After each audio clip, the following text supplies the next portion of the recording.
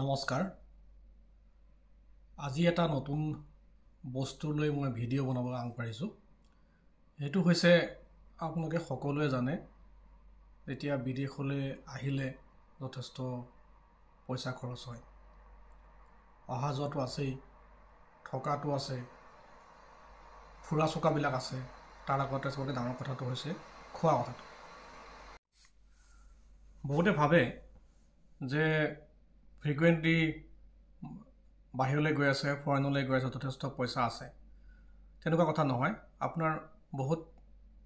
সীমিত পইচা থাকিলেও আপোনাৰ যদি মন থাকে তেনেহলে আপুনি বাহিৰলৈ ফুৰিব যাব পাৰে তাৰ কাৰণে কেইটামান বস্তু আপুনি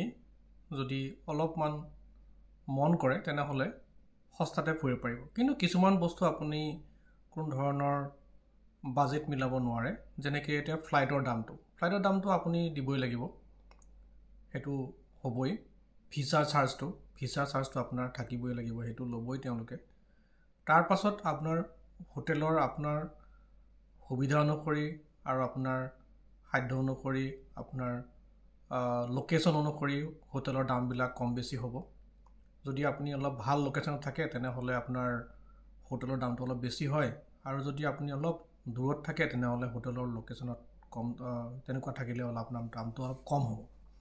কিন্তু ইয়াতে এটা সমস্যা নোহোৱা নহয় যদি আপোনাৰ লোকেশনটো ভাল হয় যদি সেন্ট্ৰেল লোকেশন থাকে তেনেহলে আপোনাৰ গাড়ী মটৰৰ খৰচটো কমি যায় এতিয়া ইউৰোপত সবতকৈ ডাঙৰ কথাটো হৈছে খোৱাটো আৰু ঘোৰাটো কাৰণ ইয়াতে ট্যাক্সিবিলাক যথেষ্ট কষ্টলি হয় আপুনি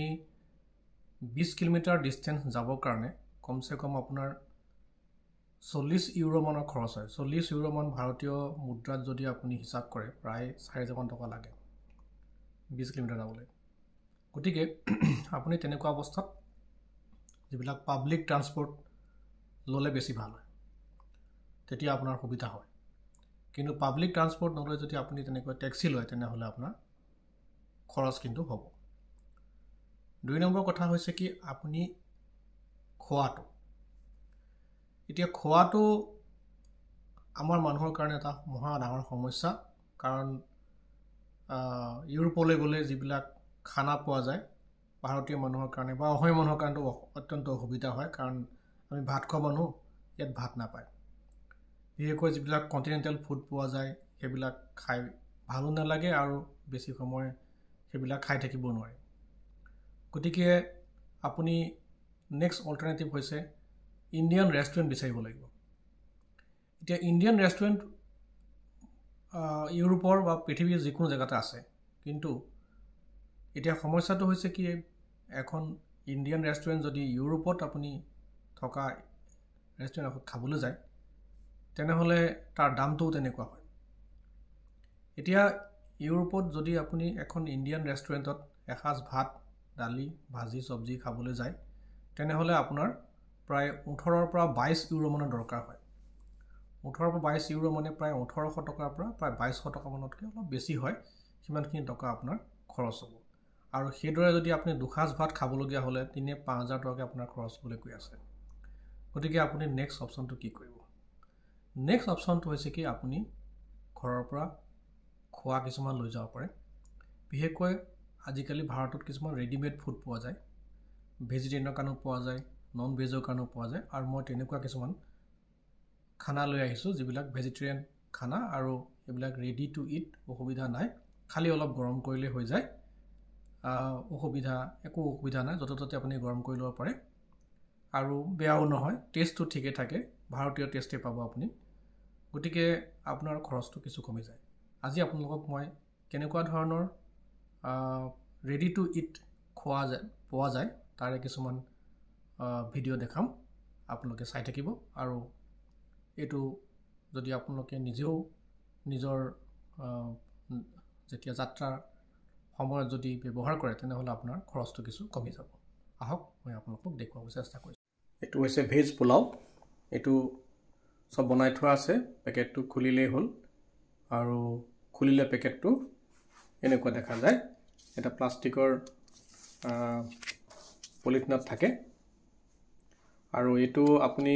দুটা সুবিধা আছে যদি আপোনাৰ মাইক্ৰোৱেভৰ সুবিধা আছে তেনেহলে প্লাষ্টিকটো কাটি পেলাই মাইক্ৰোৱেভত ভৰাই দিলে হ'ল বা নহলে আপুনি গৰম পানীত 2-3 মিনিট বইল কৰিলে হ'ব। এতিয়া মোৰ ৰুমত মাইক্ৰ'ৱেভ নাইকিয়া, গতিকে মই এতিয়া গৰম পানীত ভৰাই দিম। এতিয়া গৰম পানী কেনেকৈ বনাম, প্ৰত্যেকখন হোটেলতে এটা এনেকুৱা কেটল থাকে। মই এইটো পানীটো গৰম কৰি দিছোঁ। এতিয়া পানীটো গৰম হৈছে, মই এতিয়া ইয়াতে এই পেকেটটো লাহেকৈ ভৰাই দিম, কাৰণ আৰু উপায়টো নাই, গৰম পানী বনোৱাৰ ইয়াতে ভৰাই দিব লাগিব। অলপ পাছতে গৰম হৈ যাব আৰু তাৰপিছত উলিয়াই পেলাই মই খালে। পোলাওটো গৰম হৈ গ'ল আৰু মই এতিয়া এইটো কাটি যাম। মই এখন কেঁচি লৈ আহিছোঁ, এতিয়া পুৰা গৰম হৈ আছে।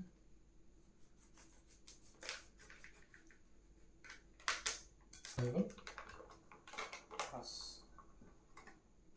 পোলাও ৰেডি।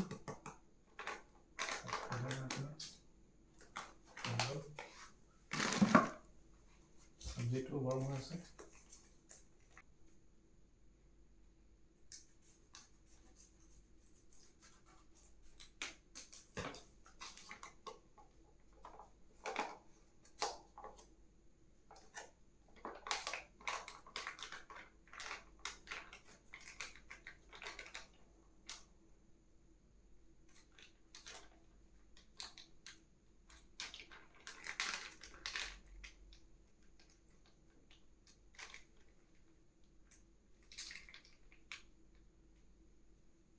হৈ গ'ল। এই গোটেইখিনি খানাত মোৰ পৰিলে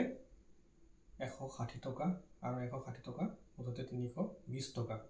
320 টকা মানে আপোনাৰ ইয়াতে ইউৰোপৰ হিচাপত 3.2 ইউৰো, মানে 3 ইউৰো 20 চেণ্ট। যিটো বস্তু আপুনি যদি ইয়াতে ভাত খাবলৈ যায় এখন হোটেলত, তেনেহ'লে এইটো ইকুৱেল টু 22 ইউৰো বা 20 ইউৰো বা 18 ইউৰো, মানে 1800 পৰা প্ৰায় 2000 টকা 2000 টকাত 2200 টকা পৰিব, যিটো আপোনাক পৰিলে 3.2 ইউৰো ইণ্ডিয়ান টকাৰ হিচাপত। মোৰ খানা প্ৰস্তুত হৈছে, মই এতিয়া খাম আৰু মই ওলাই যাম। এয়া মোৰ খানা ৰেডি হৈ গ'ল।